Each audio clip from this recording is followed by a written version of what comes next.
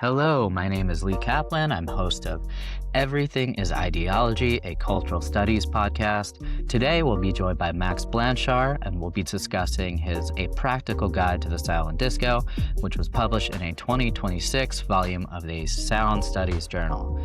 We begin by introducing the silent disco phenomena and explaining and examining how it has been discussed in existing literature. From there, we trace a genealogy of the silent disco, situating it historically and culturally while considering the technological and spatial conditions that make it possible. The conversation then turns to the architecture and ecology of the silent disco itself, how multiple channels, DJs, and listening choices reshape the relationship between crowd and music. These technological features produce new forms of interaction, where dancers can appear synchronized yet inhabit entirely different worlds. Throughout the episode, we discuss how silent discos stage tensions between individuality and collectivity, revealing subtle dynamics around gender, visibility, and audience awareness. We also examine the role of DJs, whose presence becomes simultaneously central and strangely obscured within this headphone-mediated environment. Finally, we reflect on what silent discos might reveal about broader cultural and economic logics, from fleeting social connections and the production of social capital to the insider-outsider dynamics that structure participation. Taking together, the silent disco offers a surprising entry point into questions about contemporary identity, participation, and the neoliberal organization of social life. If you like what we do here, make sure to like and subscribe. Max Blansjaar is a musician and writer from Amsterdam, the Netherlands. He holds a BA in music from St. Catherine's College, University of Oxford, where he was awarded the Gibbs Prize by the Faculty of Music in 2024, so quite recently. His work centers around cultural politics and popular music, and the negotiation of sound, of the negotiation of social identities and relations through music and sound, with recent essays published in Sound Studies, the Journal of Popular Music Studies, and the Journal of Extreme Anthropology, as well as other popular magazines such as The Dirt, The Mortar, and The Story. He currently holds the Clarendon Scholarship at Jesus College and University of Oxford. So thank you so much for being here. I found your paper to be actually quite, not only just sort of well written, but actually quite humorous as well. And this is something that's particularly maybe difficult or not within academic scholarship.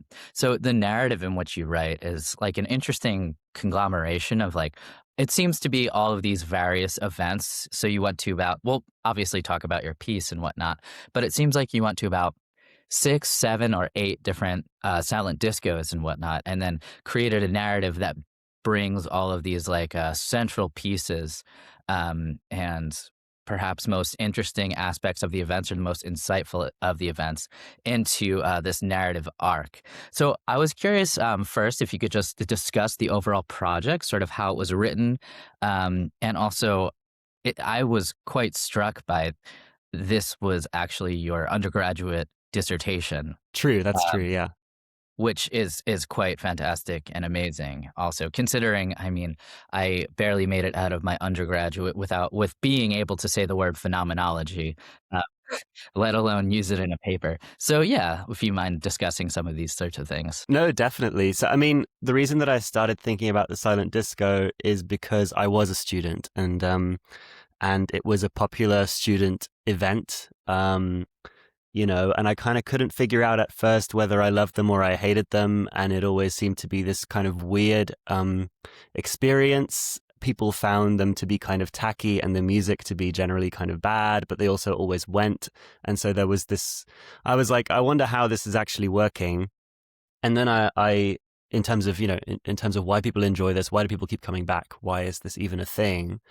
And so I looked up whether there was any scholarship on silent discos generally, and there wasn't really much. And the stuff that did exist seemed to me to be kind of bear a slightly strange relation to what I felt was actually happening in the room at these events. Often the writing on silent discos was kind of abstract and sort of a bit conceptual, which maybe we'll talk about. But yeah, so I thought, why don't I do a kind of ethnography style piece about how the silent disco actually works as a social event? Yeah. No, that's really wonderful. I mean, considering some of the stuff that you talk about and the discourse you sort of push back on is it comes in sort of two forms. There's a like an over scientific modality of writing about the about the science, about the silent disco, where it's an empirical study and it also takes place outside of the context of the silent disco. That's something that you found. You found, I believe, two articles on that, which is actually, I mean, really wonderful and interesting that those occur, but it sort of happens in the frame of kind of a musicology, a music cognition thing, which is outside of the scope of dealing with something within a social context. And this is another area where you sort of add an element of humor. You're like, well, let's see. This doesn't really explain what happens in the wild, where it sort of actually occurs, right?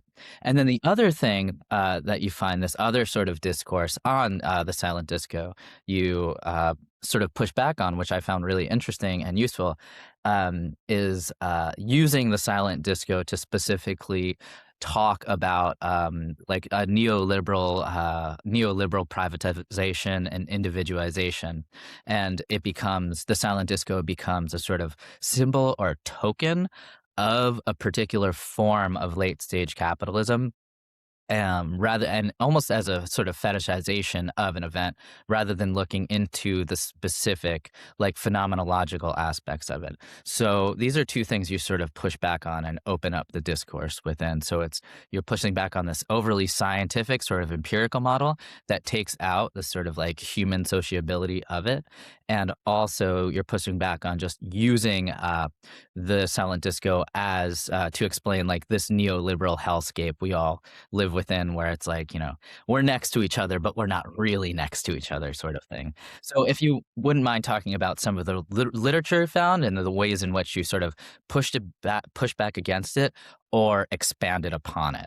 Definitely, yeah. So I mean, let me take them in that order. So first of all, there's this idea in the study of music cognition, essentially, which has been used a couple of times in music cognition studies, which is this idea of the silent disco paradigm, quote unquote, the silent disco paradigm, which is where you put people in a lab and you give them headphones that play the same or different music, and then you study the effect of that music on, entrainment with one another, empathy, like interpersonal connection, and all of these things. And in fairness to these studies, like they're not claiming to actually say anything about silent disco events like the ones I attended in the club, right? So what they're really interested in is how different individuals entrain with one another and musically, and what the effect that is of this on their mood and on their relationship to one another, right? So they may yield kind of useful insights in that regard. What they're not really saying is anything about silent disco events as such. And in that way, the phrase silent disco paradigm is kind of misleading because it kind of just means headphones in that context, right? And then there's the other one the other kind of genre of literature that I sort of push back on a bit, which, as you say, is more of a kind of, I guess, like a critical theory way of looking at the silent disco, which takes it as evidence for a kind of a wider movement in the way that people socialize with one another. So for these writers, thinking about like Robin James did an article about this, and Mark Doze and others. For them, the silent disco as a phenomenon is kind of symptomatic of the way people relate to one another under neoliberalism or late stage capitalism or what have you. So the idea is that people are kind of alone together and separated from one another, and kind of exercising control over their own kind of virtual spaces, and the virtual spaces aren't really overlapping, and this kind of thing. And the main problem that I had with this kind of literature, and again, they are making some very valid points about neoliberal sociality that exists and is a thing, but my issue with them is that it didn't really, to me, feel like it reflected what it was actually like being at a silent disco for me when I was a student and I was going there and everyone was drunk and singing along together or whatever. It was a totally different. I just didn't recognize the event in these kinds of theorizations. And so that was what I was kind of reacting to, I suppose. I wanted to kind of figure out the nuances of this event a little bit more carefully. Yeah. No, that's great. Thank you. And I mean, one of the things that I found interesting was you talk about one of the reasons why you're pushing against this sort of neoliberal totalizing model, where you're forced, the DJ acts as a sort of like the government or sort of some sort of totalitarian regime shoving a particular type of music down the throats of the masses to create an individual sort of space where you're just isolated and alienated from one another. You're together, but not really, sort of like you're locking yourself in an apartment, right? And when you lock the door, are you locking it from the outside world? Or are you locking yourself in, right?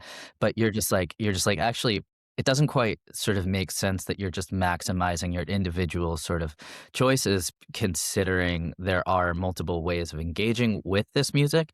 And there are sometimes 2 to 3 channels, but the main one is the 2 channels. So I thought that was a really interesting way to kind of combat that sort of model.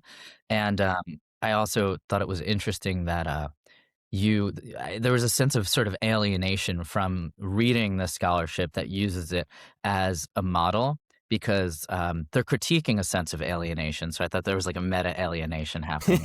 Yeah, you know what I mean? Like the scholarship absolutely. was alienating you from it, but the scholarship also was critiquing forms of alienation, right? Yeah, absolutely. Which why I think it's extra important to be accurate about the models, about the evidence that we're using for particular kinds of sociality, particularly if it's to do with, as you say, with alienation, because, well, does it help us to understand either the concept of neoliberal sociality or the silent disco itself any better is the question.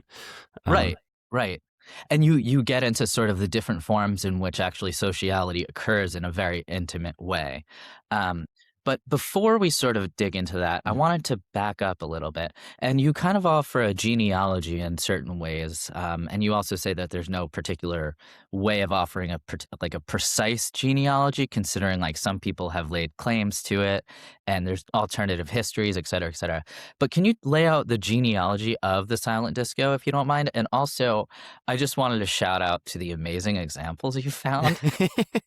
I was like, how the hell did you find this stuff from the 1920s, man? Like, Yeah. wild. Well, I actually have one. I have a person on Reddit to thank for one of the examples who kindly provided screenshots from a Finnish sci-fi film that I knew existed but couldn't find, and Reddit seems to be amazing for that kind of thing. Anyway, but I'll come to that. Let me do it in a slightly different order than I did in the article. So I'll start with where it actually started, where the silent disco actually was invented, which consensus is 2002. There's a guy called Nico Okkerse in the Netherlands who had a festival called the Parade, and he introduced the silent disco as a way of being able to continue later into the night without having to worry about noise complaints, because of course in a silent disco the music's being played through the headphones, so the idea is that it's going to be less loud, right? So that was, people seem to agree that's the first instance. Even then there's some kind of it's slightly contested. I actually recently got an email from someone I mentioned in a footnote who claims that Nico Okkerse stole the idea from him once in a bar in Rotterdam, and he got in touch with me 2 weeks ago to say that he'd read the article, and I don't know, he said that he liked it, but I think he probably wasn't too impressed that I shoved him in a footnote. Anyway, so that was where it happened. But you do see over the course of the 20th century the idea of a headphone party as a kind of object of fascination for some kind of futurist sci-fi types, right? Because the headphone or is this kind of symbol of privacy, of kind of privatization of listening. And on the other hand, of course, a dance party is understood to be a very social event. So this is a kind of object of fascination even leading up to the silent disco existing. So it didn't even exist yet. But in the 1920s, you have this cartoon by a British cartoonist called Heath Robinson, who's known for kind of drawing these crazy contraptions that are kind of silly. And one that he draws is of people who all are wearing headphones, and they're like wired up to a ceiling, and that there's like a mattress over the floor, and they're all kind of it's a ceiling fan actually, and the headphones are tied up to a ceiling fan, and they're all kind of walking around as the ceiling fan spins, and it's and downstairs you see the neighbor sleeping. So already he has this idea of like a kind of silly sci-fi contraption, which is the headphone party, which is, you know, so silly that why would you ever do this? This is ridiculous, is the idea, right?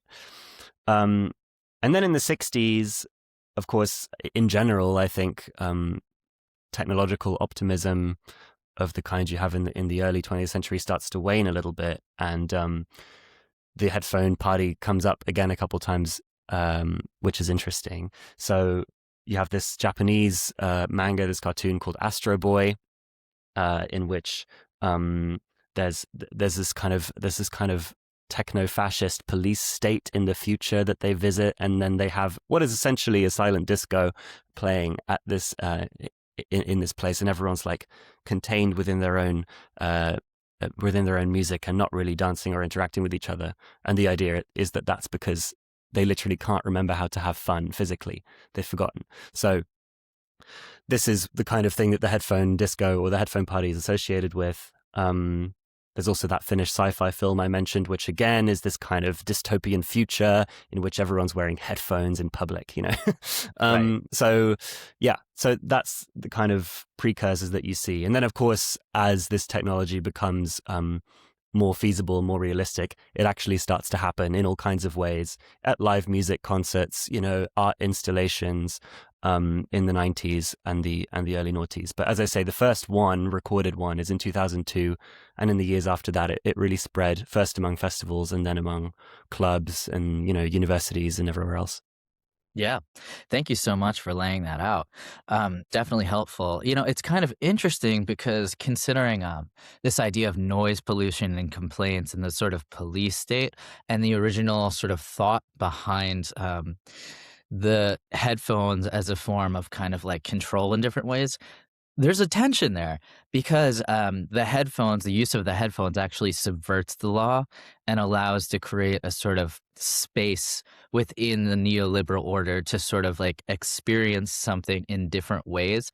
And also it continues the sort of party and it lets you do this in a sort of renegade way. And it's kind of like a speakeasy in that way. It provides a space to get out of something rather than being trapped within it. So there's actually this interesting flipping of the logic, perhaps. Absolutely, yeah. And it's something that you see in kind of the late 80s, early 90s when people first start to write about headphone listening in a kind of scholarly context, is they're really interested in this idea of the, quote, headphone bubble. So the idea that you're actually separating yourself from the outside world, as it were, creating your own kind of sonic landscape.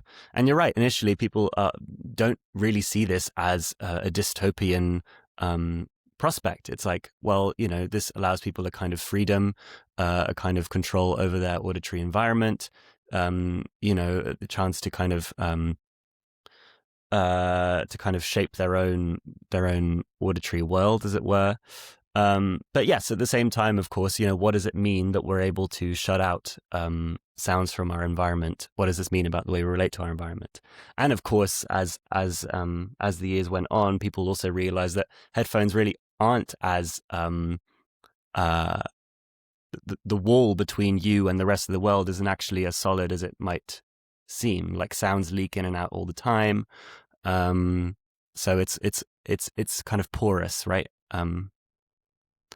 Yeah. Yep, thank you. So that's actually kind of the next question I was gonna ask you about a little bit. Actually, the architecture of the silent disco, right? I think this is a very helpful way of talking about it because the architecture is the construction, but also the ecology of the sort of participants in the room, which also includes the DJs. And later on, you talk about this really great conception of sort of the battlefield and whatnot, and this sort of like different, not necessarily identity politics in a way, but like how different sort of social characteristics grant different sort of value schemas within the silent disco space. I'm sure we'll talk about that, but I guess also in the genealogy, you sort of explore there is subversion within the silent disco or use of headphones because it was originally you talked about it serving as a form of grassroots activism within environmental spaces as well. So I just want to shout that out as another form of subversion that seems important. Um, I guess my question is kind of would you mind talking about the architecture of the silent disco and the ways in which people relate to the environment, how the environment bleeds in, how vulnerability works in these spaces as well, and what happened in the story when you took your headphones off? Yeah. Yes, absolutely. So, I mean, as I say, we have this idea, or well, some people have this idea, or certainly did, that headphones create this, what you might call a kind of hermetically sealed environment, sonic space, right? Or a virtual space. So when you put on your headphones, you're like contained and the outside world is kind of not there anymore. And so the conceit of the silent disco then would be, well, you know, your music's coming through your headphones, you're in your own space, you're in your own virtual space. And that was the basis of a lot of the kind of critical theory writing of the silent disco that I mentioned, is like this idea that people are kind of siloing themselves off from the rest of the world or from the rest of the room. I found this to not particularly be the case, or at least not so straightforwardly. So, of course, on the one hand, everyone is in control of their own music. They're in control of their own auditory environment. But then these sounds kind of leak because people sing, especially when they're drunk, they sing, right? And the silent disco is not a particularly quiet place to be at the best of times. Like people are singing, people are, you know, dancing. There's kind of environmental sounds. So silent disco is to an observer not particularly silent. And so what you see is that people, even when they're on different channels, different headphone channels, listening to different music, I mean, are very aware of each other. And especially if they're friends, they will try to like coax each other onto the same channel because they want to be experiencing the same thing, because it might strengthen their kind of social connection, right? So people are using this headphone virtual space as a way of kind of getting closer to each other. Sharing virtual space means becoming kind of socially closer somehow. And there's this thing that happens sometimes, which I called the teenage dream effect, I think. Yes. I don't think some of these terms are going to catch on really, but anyway. And which is kind of what happened when I was listening to one channel, or me and my friends were, or whatever. And then the song Teenage Dream by Katy Perry evidently came on the other channel, or the chorus started or something, and everyone else started to sing along. And that's when we kind of realized that Teenage Dream was playing, because they kind of burst our headphone bubble, as it were, with their singing. And so, you know, people would kind of switch over because they'd be like, oh my God, it's Katy Perry. And we were listening to, you know, Mumford and Sons or whatever it was. And so what you see is that like the physical space, the physical environment in which people are dancing and singing along kind of overlaps with, intrudes the private, quote unquote, private virtual spaces that are being created by the headphones. And this is kind of part of the point of the silent disco, right? That people kind of sing at each other and switch channels because of these social dynamics. So the sociality there is part of the point. But as you say, there's also a kind of vulnerability involved in the singing, right? Because the music's not playing through the speakers. And so theoretically, you can kind of hear each other singing quite well if you wanted to. But everyone's wearing their headphones, so that's not really something that you would generally hear. And there's another thing I write about where I Believe in a Thing Called Love by The Darkness is playing, and everyone's kind of trying to do the falsetto, and that would be really embarrassing in any other context, but everyone's like, well, no one can hear me. And so what happened when I took my headphones off as a kind of, you know, because I was doing research, I guess, I took my headphones off and I got some like really dirty looks, and people kind of like walked away from me because they were like, what the hell, man? The whole point of this is that you're not listening. And the whole point of this is that we're sharing this virtual kind of headphone space. And I just kind of there's this very delicate architecture of like the physical space we're sharing, the virtual space, and the headphones that we're sharing. And by taking my headphones off, I just kind of collapsed it, and people don't like it when you do that. So that's kind of interesting because again, it challenges this idea that just because we're all wearing headphones, we are separated from one another spatially. It doesn't seem to be the case. Right. No, thank you. I'm kind of also interested in, I love that story also. There seems to be a sense in which you wear the headphones and you have to play a part in the spectacle. Like, you know that this is happening, but you sort of have to play along with it in a way. It reminds me of a sort of Hegelian conception of God, where it's like God exists insofar as the community believe God exists. So it's like the Yeah. silent disco exists insofar as we believe the silent I disco think that's exists. right, though. That seems right. Yeah. Yeah, which also speaks to sense of community. So I also found I was curious, like this doesn't seem like a romantic space, right?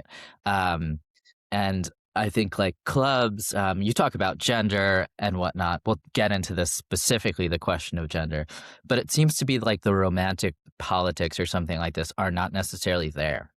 And this is different from the sort of typical club. So you talk about physical proximity happening differently. So in the silent disco, people are more spaced out. Um, and maybe this is, I mean, I don't know if this is a particular thing because of the silent disco or the architecture of it. But is this like anything related to COVID in some sort of strange way also? Or is that just a random thought? That's a good question. I wasn't going to clubs before COVID, so I kind of don't know. Um, so I mean, the only thing I would say is that normal club nights seem to not exhibit the same kind of. It does seem to be more spatially proximate in kind of Yeah. normal club nights. What do you think accounts for that? Why are people more distant, physically? So it's like, I don't know. I this isn't a one-to-one thing, but it seems like something like the closer you could be really close virtually, but you won't be close physically. And also it seems like you're dancing, generally speaking, in groups, right? A lot of times you're with friends or with groups or something like this. This isn't a date night. Um, and yeah, I mean, why is that sort of thing happening? What do you Um, think? well, I mean, one thing that you get a lot in like scholarship around clubbing, I know Luis Manuel Garcia says something. I mean, I'm going to kind of butcher this, but the music kind of acts as a sort of connective tissue between all the participants of a regular club, right? Because it's the music is so loud and so bassy that it's a kind of it's a really a physical experience, right? You actually feel the bass in your body and you kind of feel it coming through the floor. And there's so the sound is actually this really material thing that seems to kind of connect everyone in that moment. And so what I would think is that encourages people to be closer because it just simply feels as if there is less space between them anyway because of the sound, right? Whereas in a silent disco, it's really just here in your head, you know. Often people have it. You can actually control your own volume too, so it might not even be very loud for a lot of people. So I think that will be one factor. The other factor I think is to do with the fact that if you're listening to different music, it does kind of feel like you're in different spaces and therefore can't quite get as close because you know the virtual spaces don't align. So those are my two ideas.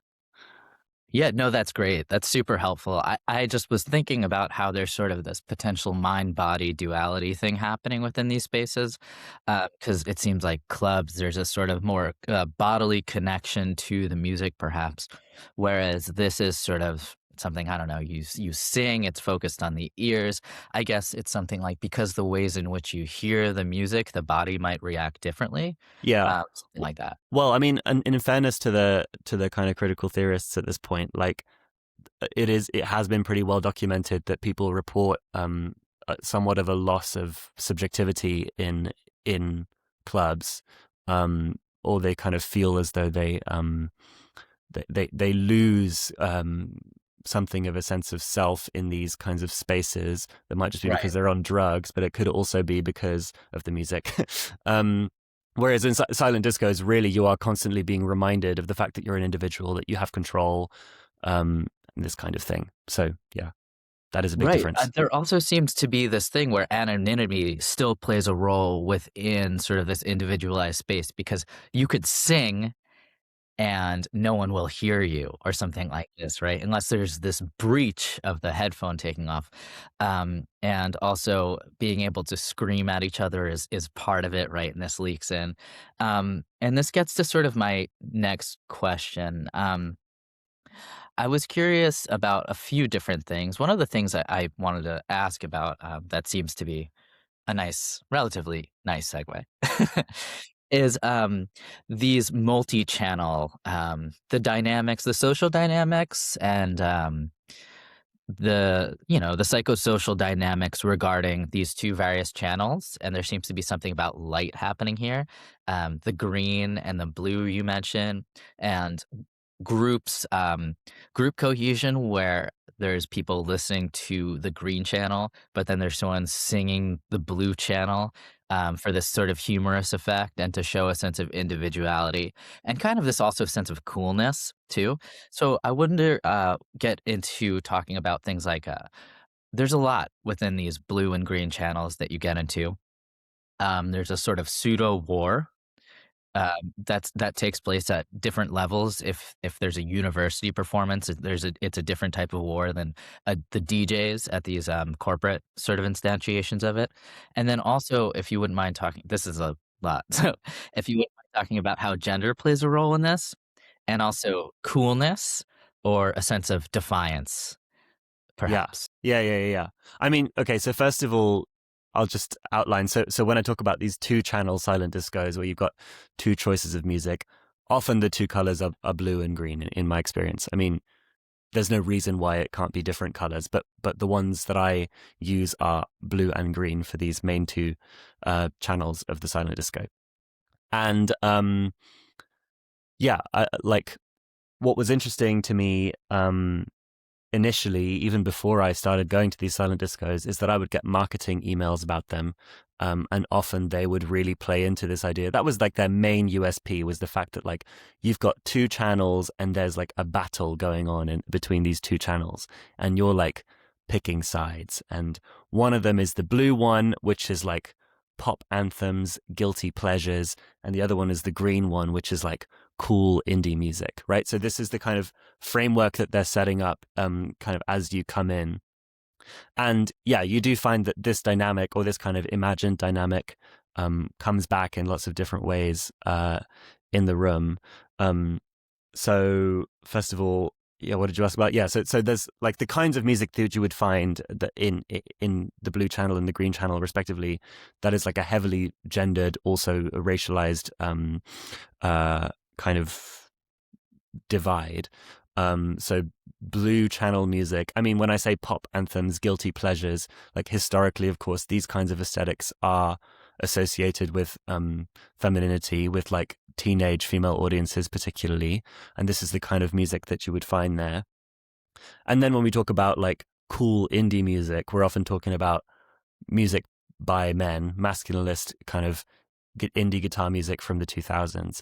It's important to note, like, I'm not talking about actual indie music. It's all relative to one another, you know, like, and the same thing when we're talking about coolness. Like, I don't think anyone would actually call the silent disco as a whole a cool event, really. So we're talking about like relative coolness within this space, within this like closed off space, right?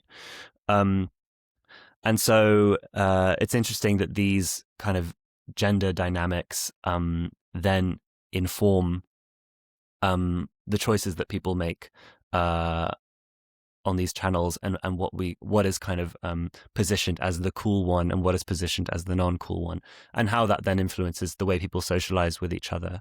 One thing that you'd see, for example, is that if there's two people on a different channel while everyone else around them is on the same one, they might have this like moment of connection.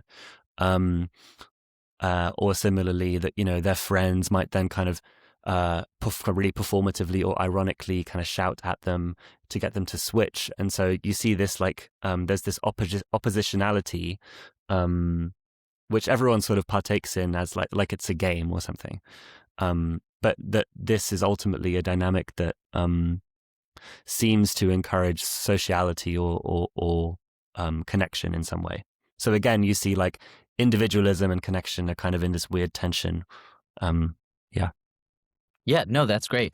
And so before the event even occurs, there's this prescribed kind of idea of the battle that takes place. And this battle seems to be sort of important for just the overall social dynamics of the evening, sort of like who dances with who.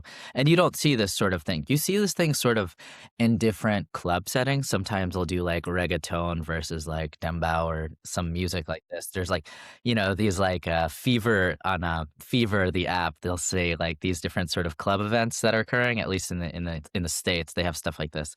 And that'll be like, different rappers versus one another. Or it seems to be another iteration of sort of battle of the bands. But really the winner is, the company making all of the money, right? Yeah, exactly. Because it's not actually, the DJs aren't actually battling usually. Like they both know exactly what they're doing, you know. Yeah. Yeah. And that's something I wanted to ask you about as well. So you talk about sort of like the whiteness and the erasure, like of blackness within these spaces, right? I don't know if it's a level on the level of performance or affordability or access, but it's also on the level of audibility as well. And I was wondering if you could talk about, I guess, that, and also the ways in which DJs play upon one another, and whether or not participants know that, or if they realize they're being played in some sort of way and they're just going along with it, or whatever this might be. Yeah. Well, so to your first point, the separation of the two channels ultimately is about mainstream and fringe, right? And this dynamic is just about one channel is the mainstream, the basic thing, and the other one is the fringe, the kind of cool, weird thing. And so what you see is like white artists, also like like conventionally queer coded artists, which you might call like guilty pleasures, the kind of pop stuff that'll be on the blue channel.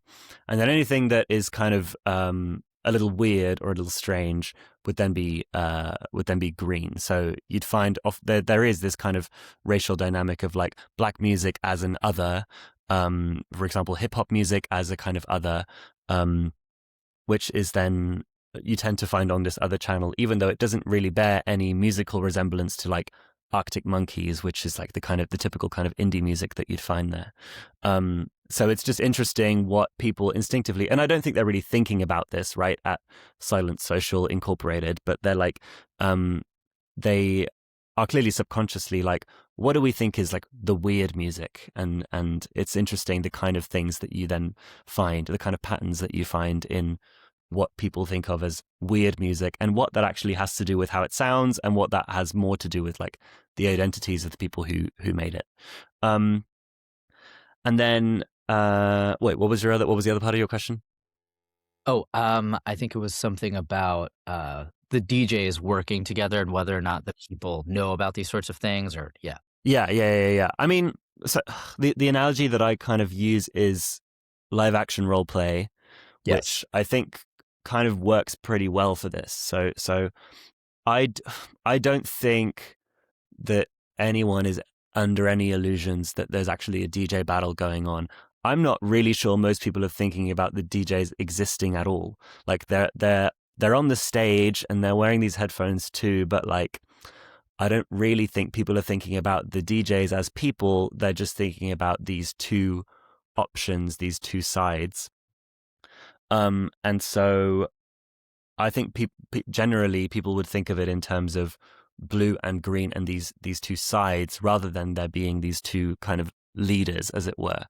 Who, as I write in the piece, are they don't really try too hard to keep up this facade that they're actually battling with each other. There's one point where the DJ would be like, oh, I'm just playing all the modern crap and whatever, and like this kind of thing. So I think they're quite aware of the dynamic that they're producing. But just like in live action role play, like everyone's aware of it, but the idea is actually that you're co-creating a battle for the sake of it's a social event, right? LARPing is social, so you're creating staging a battle for the sake of everyone kind of connecting with each other. I think it's very similar to what's happening at the silent disco.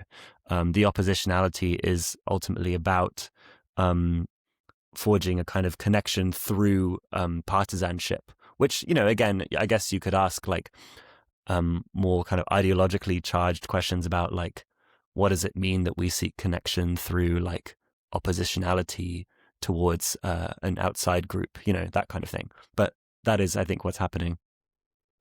Yeah, and eventually you sort of go on to be like, actually, it's not the opposition within the silent disco that's the sort of ulterior space. The entire thing is actually the ulterior space. So you sort of open up the metaphysical plane to then talk about the silent disco itself as a sort of marker of uniqueness. It's to go to this event is a sign of sort of uniqueness, whether how you participate in the event, it's already unique, right? So it seems like when you're in that space, it becomes a subculture Right. already. Yeah. And again, like not a particularly cool one. But yes, there is a moment at the end where, when everyone's together, everyone ends up on the same channel because they switch one off about 10 minutes before the end. Well, a bit more than that. Then everyone kind of ends up in the same space. And then suddenly the silent disco is the outside, and then everywhere else is the mainstream, which in fairness kind of is how it started, right? Like the whole idea is that late night entertainment had to be kind of silenced for the sake of the rest of the population surrounding a music festival. So it kind of makes sense, right? That the silent disco as an event would position itself as kind of on the fringe of something, because that kind of is what it was initially.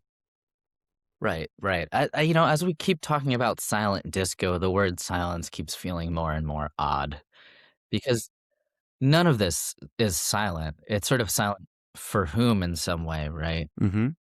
Yeah. So perhaps there could be a better name for this, even though it's quite kind of catchy as a marketing technique and whatnot. Like headphone party sounds odd or something, you I know? know. I think I played with the idea of referring to it as a headphone disco, kind of to make the point, right? Because Yes. it's not silent in any meaningful way, except in a legal sense that it doesn't, breach noise regulations. Right. Um, Which again subverts this idea of it being just a manifestation of a police state, a techno fascist state, et cetera, et cetera. Yeah, right, exactly. But I mean, yeah, I was like, headphone. Am I really going to use a different term? And then people, again, like it's just isn't. I just thought it was stupid. I was like, I'll just call it that. But you're right. The silence part of it is actually immaterial in the end to the experience of the event, I find. Right, right. And I also thought when it was sort of constructing these ulterior kind of identities through hip hop and stuff, I thought it was interesting that you mentioned it's not known or realized, it's subconscious, which is acts as a form of naturalizing these various like ideological positions because it's very like Althusserian. It's sort of like the more natural it is, the more ideological it is. Yeah, That's thing. yeah, totally, totally. Yeah. So I was just struck by this isn't necessarily a question I had in mind before, but this erasure of the DJs I find really interesting. Is there anything you could say? How do DJs become erased? Why? It also, I mean, the idea is sort of like the music is happening more in the mind in this sort of in this silent disco rather than of the body. I was wondering if like the DJs sort of are erased because they're bodies that get in the way of the music of the mind or something happening here. I Mm-hmm. don't know. I was wondering if there's something to that. If not, we can move on to a question. No, I think there's something in that. I think there's probably two things going on. So the first is definitely that just having headphones on, um, like I think people just associate headphones with private listening just because that's how they would use them in their day-to-day lives. And so the idea that I think it's easy to forget when you're wearing headphones that there's someone actually controlling that music, as opposed to it coming through the speakers, and then you look up at the sound source and there's a guy right next to the sound source standing there playing the music, right? So I think that's part of it. I think also the play, like the process of what songs are played at silent discos, that it's so it's so kind of ritualized. It's so almost predictable what these two sides are going to do, that it's just you forget that there's a person. I think that's part of it. It's just like when you hear a song that you don't like, you just switch over. You don't stop to be like, oh, what's this guy doing or something, because I think there's an understanding of what happens at these events. Again, it's like it's a staged spectacle. It's not really like clubbing in that sense. So I think because the rules of the game are so clear, I think it's easier to forget that there's a decision maker there.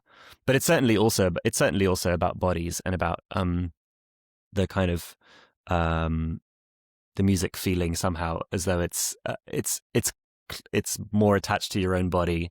Yeah.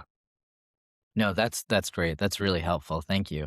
And I was also kind of curious with DJs how they work together in different ways, right? They seem oppositional, but as you said in the article, one's going to the bathroom or having a smoke, they'll take over their sort of stuff, right? And then also this gets into, we should popularize it, the teenage dream effect, where one song sort of overpowers the other.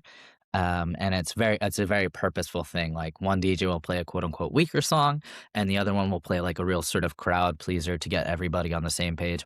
And this creates a sense of sort of collective identity within the space that is usually, again, laid bare as sort of neoliberal individuality, in a very like Adornian sort of sense. So yeah, I mean, if you wouldn't mind talking about these sort of moments of kind of purposeful cohesion and collectivity. Sure. Yeah. Well, again, so what's happening in silent disco is like they're trying to kind of curate an experience for people in which they can enjoy a kind of staged oppositionality, or a kind of staged marginality of one channel as opposed to another. So because people kind of take pleasure in being the one who's doing something different, or being in a group of people who are doing something different, or encouraging their friends to do the same thing as them. People enjoy that tension. And so the idea is that the DJs, what they have to do is constantly maintain a mainstream and a fringe. And that's what this dynamic between the two channels is about. And that's also what they're doing when, for example, one of them plays a really big song. The other one doesn't actually respond by playing another big song, because that means that people are actually missing out in some way, right? Because of this kind of battle dynamic. The battle dynamic can't get in the way of people actually enjoying themselves, and so they kind of play in on each other, like you said. So one of them will play their strong song, the other one will play a weaker song, just so there's always one channel where most people are, right? So that you can have this dynamic of like inside outside, as opposed to two sides that are actually always equal. So often when you'd look around a silent disco, you'd see most people are on one channel as opposed to the other. I suppose mathematically that would always be the case, but like you can really see that there's one that's dominating most of the time, because that's the conceit of the event, I guess. It's about finding or creating a sense of community among like staged oppositions. Right. No, that's great. Thank you. And I was kind of curious within these sort of moments, you talk about fleeting moments of connection and also how long this sort of oppositional listening sometimes lasts as well. So whenever there's sort of a strong song playing, someone might defiantly listen to another to construct a sense of social capital of otherness or something, on it. And so I was wondering if you wouldn't mind talking about like sort of the ways in which the idea of social capital sort of works within this space of the silent disco, and also the how long what these fleeting connections mean.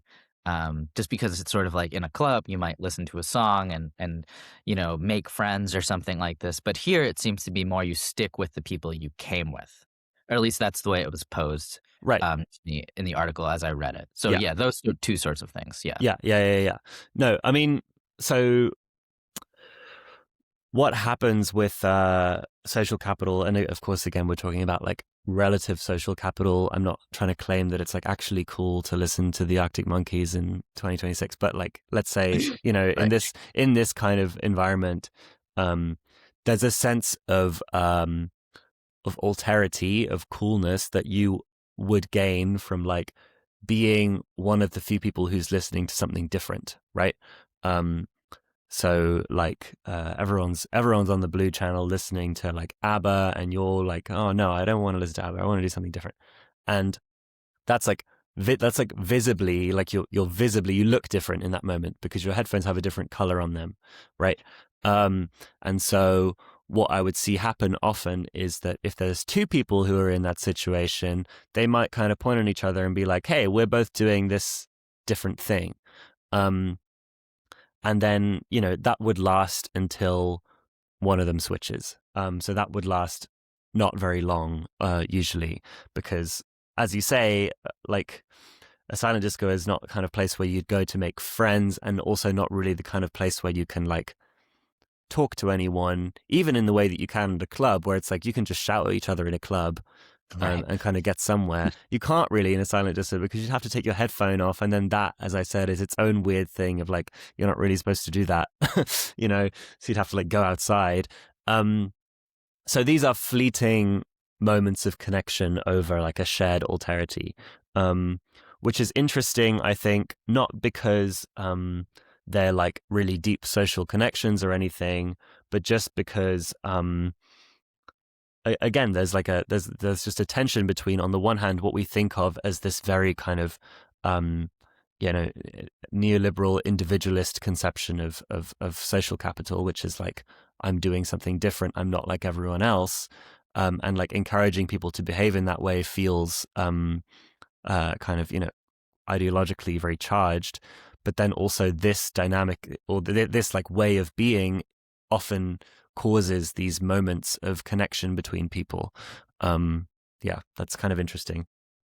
Yeah, no, that's really great. Thank you. But it just sort of makes me think that like it's a place to sort of strengthen bonds that already are occurring rather than create new bonds or something like this. So maybe weird question, but can you go alone?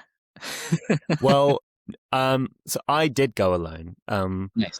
Sometimes on purpose, mostly, one time because my friend wasn't allowed in, so I had to go alone. Right. Yeah, that's a funny story. Yeah. So I wouldn't recommend it.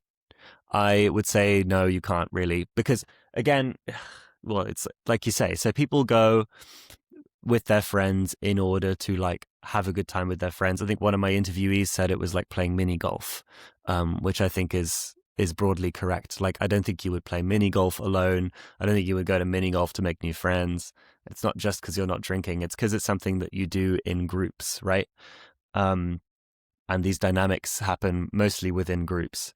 So to go on your own, it's just there's nothing connecting you to other people, really.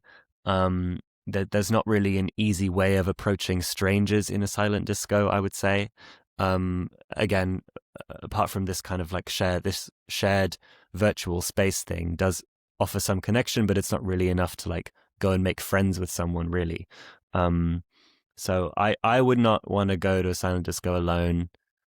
If I had to choose, I would rather go to a club alone than to a silent disco. Probably wouldn't want to do either, though. Frankly. Of course, of course.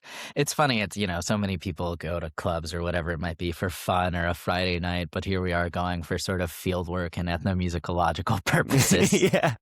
Well, there was a point where I was I had my notebook out before I realized it's obviously way more practical to take notes on your phone. I had my notebook out, and one of the security guys was like, "Why are you being weird? Can you like like people?" It's like, I think people are going to be kind of freaked out by the fact that you've got your notebook out and then you're like occasionally taking your headphones off. And I was like, you know what? Fair enough. Right, right. Definitely creates more of a sense of ulterior already. Rather than just listening to different music, you have a notebook taking notes, who is doing what sort of thing. Yeah, God, that's the ultimate social capital, is to be an ethnomusicologist at the yeah, no. Anyway. Yeah, and there's so many different versions of just different sort of ideas of fields as well, right? There's some people even use the virtual space of like Grand Theft Auto and different like World of Warcraft as the field. So not too different in this regard, right? Another virtual. No, no, exactly. I kind of played with the idea of including a metaphor, which I kind of took out because it felt like it was slightly coming out of the blue. But the idea of what are they called again? Like uh, massive multiplayer Oh, like the games. RPG Yeah, business like and Club yeah, Penguin or something. Um, right.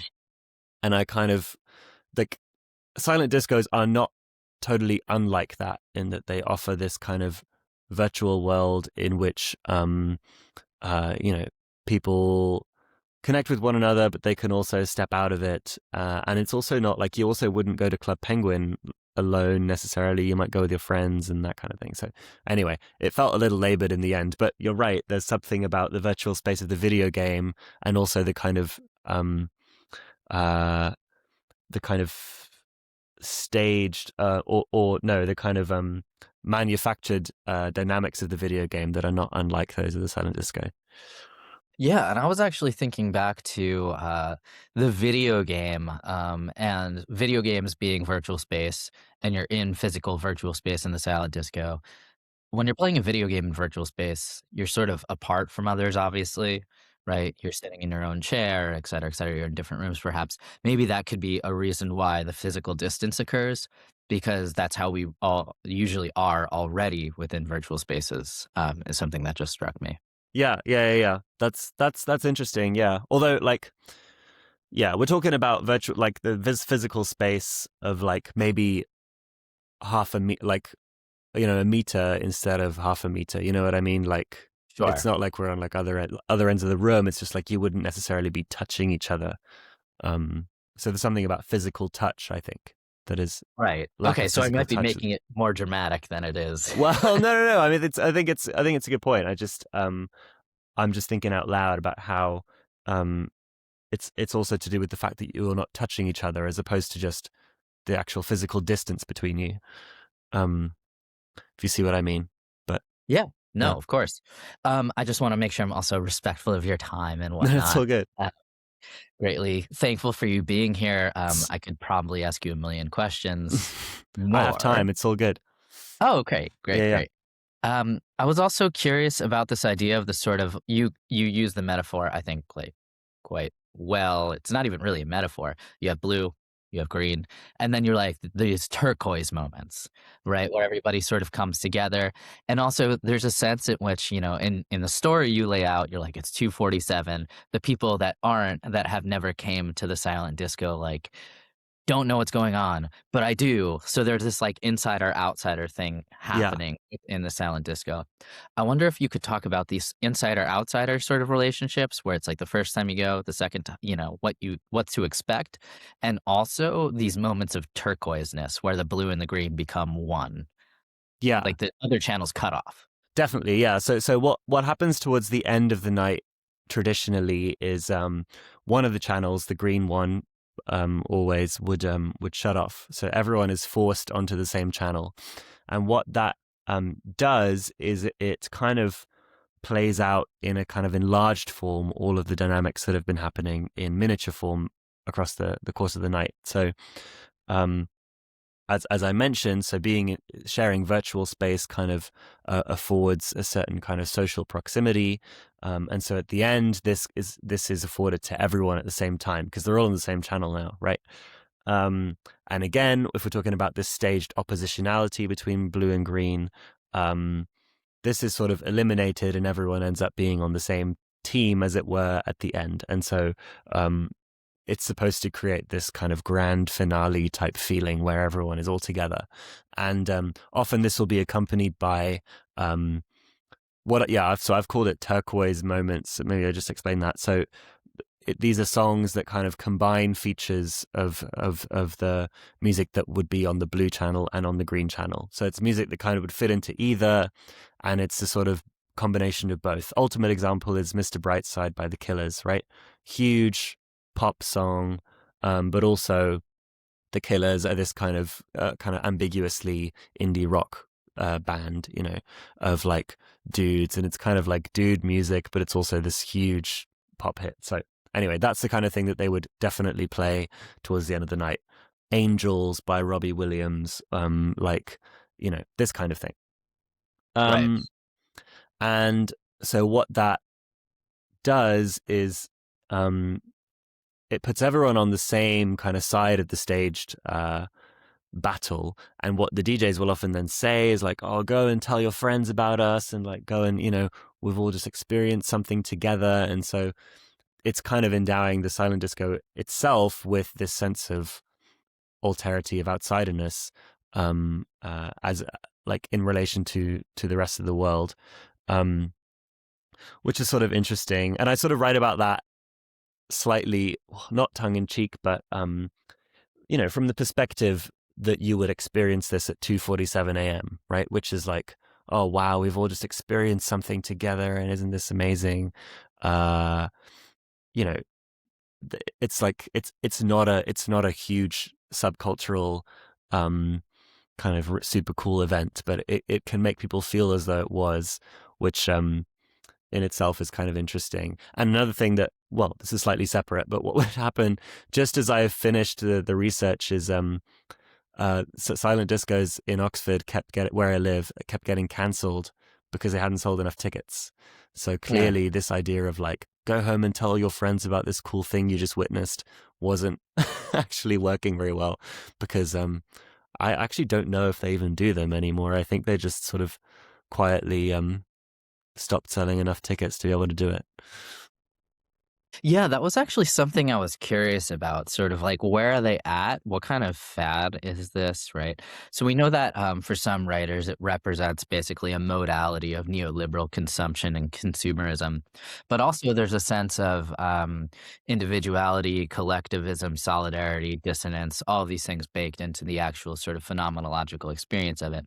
But then we also have, if we're talking about sort of the end of this in some way, a kind of also failure of neoliberal capitalism to capture, just because if not enough people are going to this, it's not selling enough, right? So there's so many interesting kind of contradictions within this model as well. Yeah, that's right. Which I think it's important. That's why it's important to kind of um, be very clear, like where you're starting your analogy from, or like whether you're starting from the abstract and applying your abstract kind of theory to this particular musical phenomenon, or whether you're actually starting from the event and then extrapolating outwards from, okay, well, what kind of sociality is actually at play here?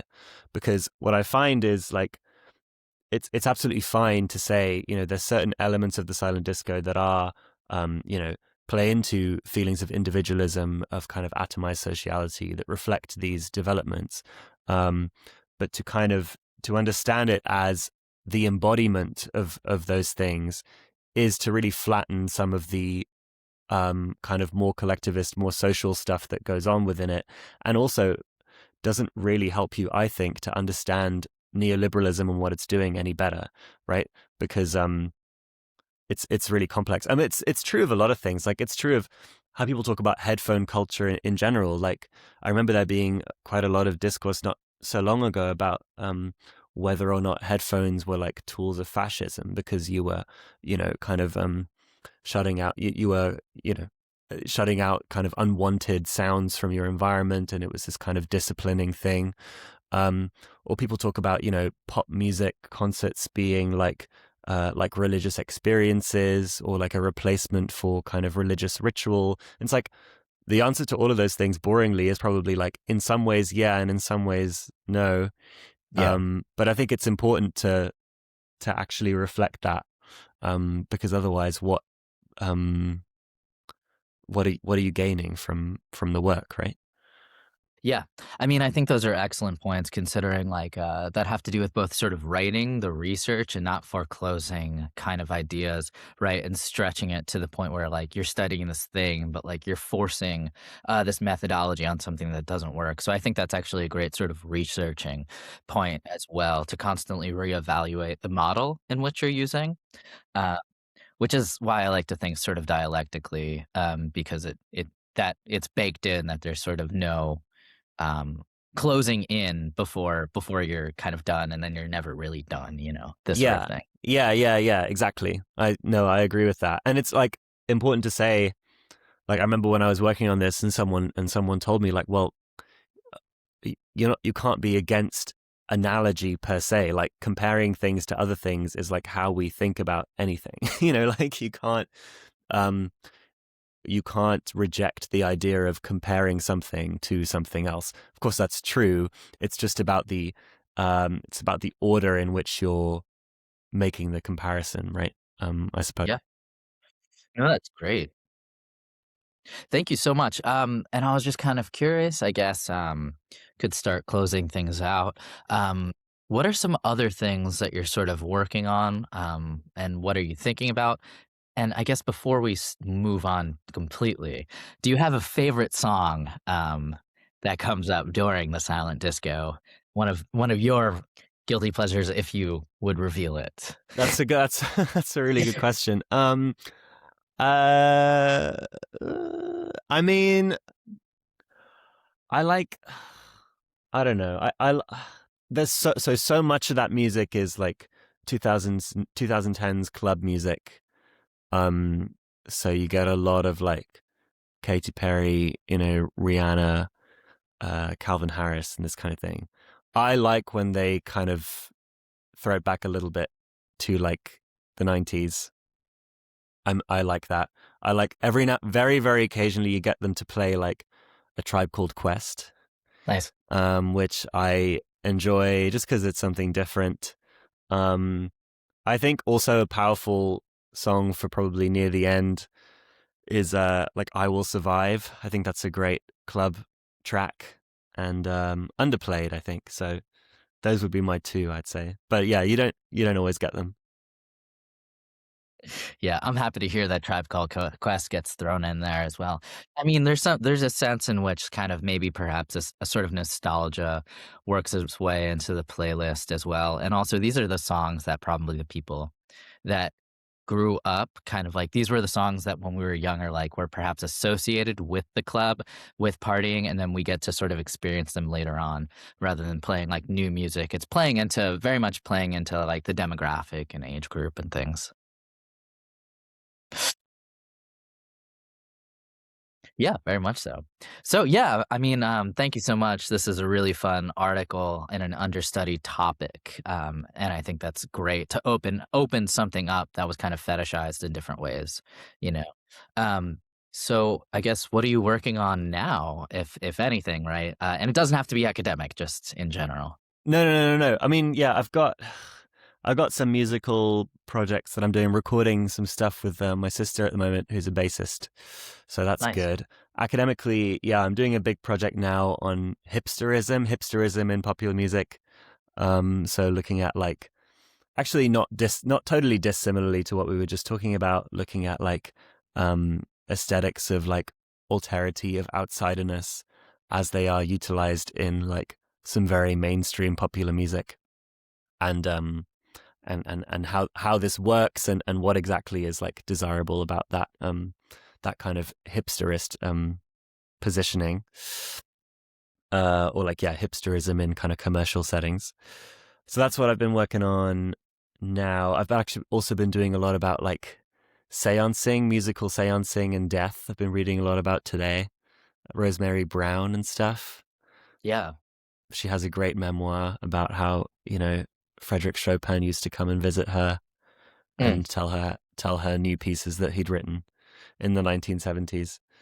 Um, so that's been good. All kinds of stuff, really. Nothing much on the silent disco now, but who knows? Maybe there'll be kind of follow up stuff because I think there's a lot still to be kind of done to do it completely. I mean, I obviously did a case study of a very geographically specific area, um, and a fairly limited. I mean, I couldn't do everything, so I'm sure there's plenty more to do. Yeah. That's another sort of route of questioning. Like, we could have taken sort of like, what do you think is particular about this UK scene and whatnot with this? That's something I also had in mind. I think, yeah, with hipsters, I think that's a great topic to kind of study and look at. I think of like sort of the jazz scene, 1920s, 1930s, like Harry the Hipster. Blackness and hipster stuff. There's someone named, I think her name is, I believe, Cody Spinner, and she wrote a lot about seances and music as well. Oh, cool. Good person to check out for All right, that. I will check that out. Yeah. Yeah, I did grad school with her. But anyway, Oh, nice. yeah, sorry, say that again? I just said nice. That sounds good. Yeah. So anything else you sort of want to add before we conclude, or where people could find your work and keep up with things you do?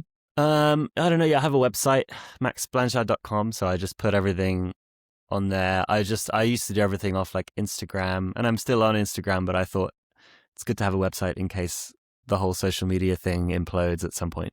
So my website is good, and then everything links off of there, so you can see everything that I do. Yeah.